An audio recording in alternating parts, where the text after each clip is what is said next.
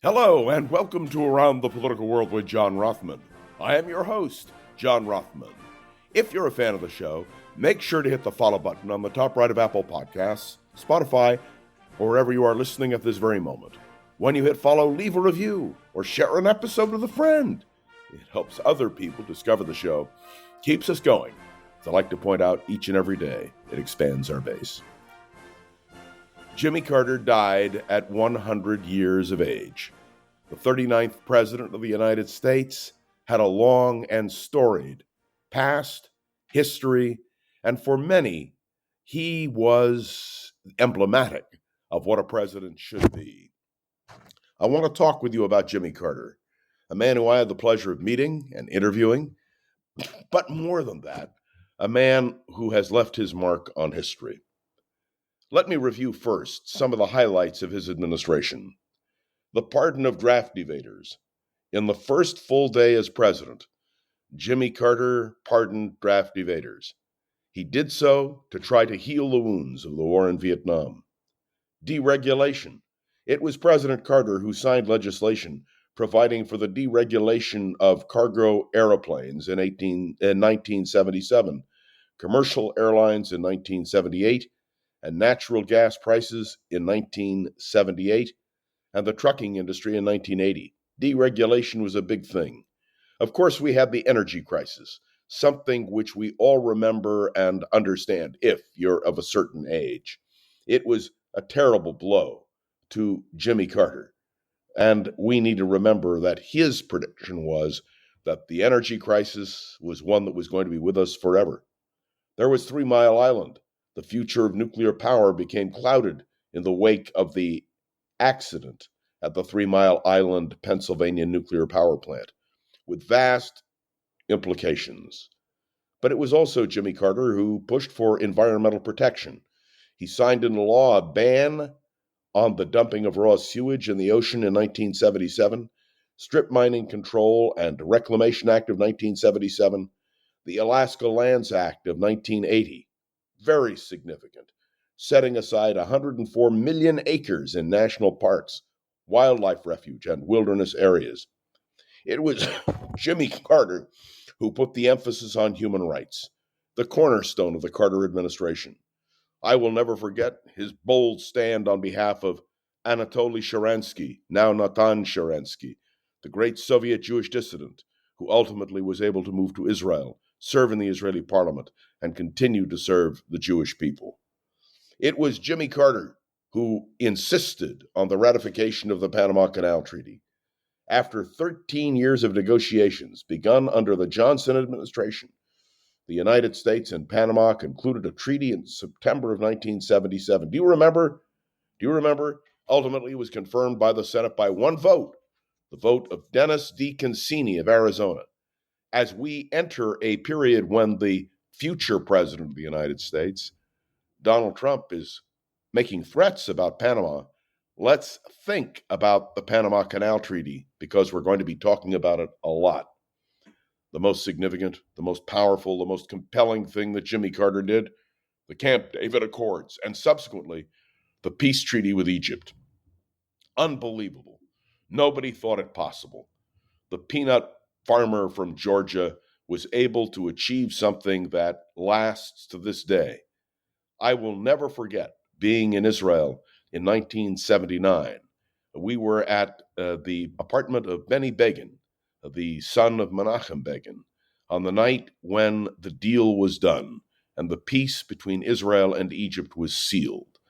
We were about to sit down to dinner. It was just before the beginning of the Sabbath, and the phone rang, and it was Menachem Begin calling his son Benny to say, the deal is done.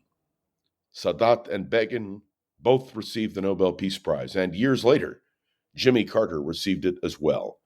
It was an amazing moment in the history of the Middle East. And of course, China, again, a major controversy in this campaign, just concluded, and an issue in the American presidency for sure. It was Jimmy Carter who normalized relations with China, established full diplomatic relations, and invited Richard Nixon to the White House for the first time since his resignation. The SALT II treaty was defeated.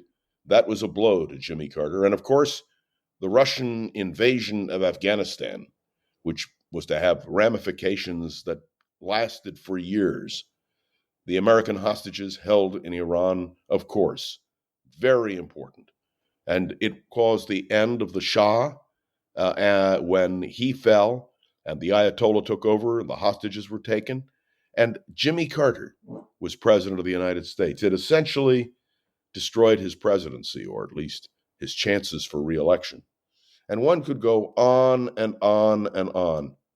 But don't forget the Carter Doctrine in 1980, in which he said in his State of the Union message, January 1980, he warned the Soviet Union not to expect unrest in Iran and Afghanistan as a pretext for attaining a long-standing Soviet goal of obtaining a warm water port.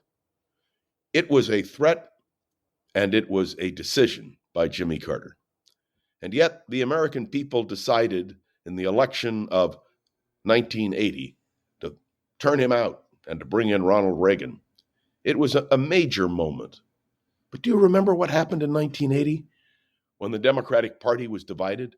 And Edward Kennedy, the heir apparent to the Kennedy mandate, challenged Carter for the nomination of the Democratic Party and was defeated.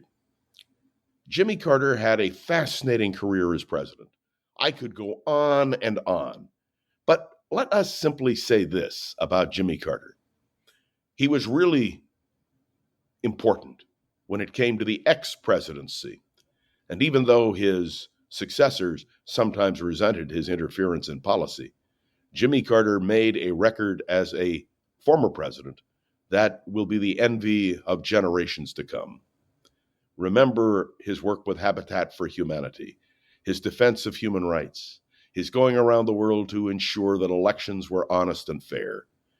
Jimmy Carter and his partner Rosalind made a difference in America, a difference in the American presidency.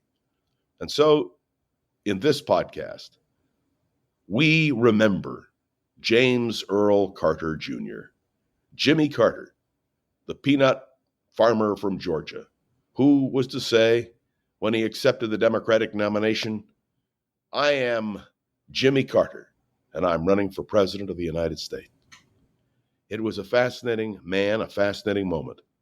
I have a walking stick collection, as many of you know, and one of my prized walking sticks is a walking stick with a head of a peanut that says Carter for President, 1976.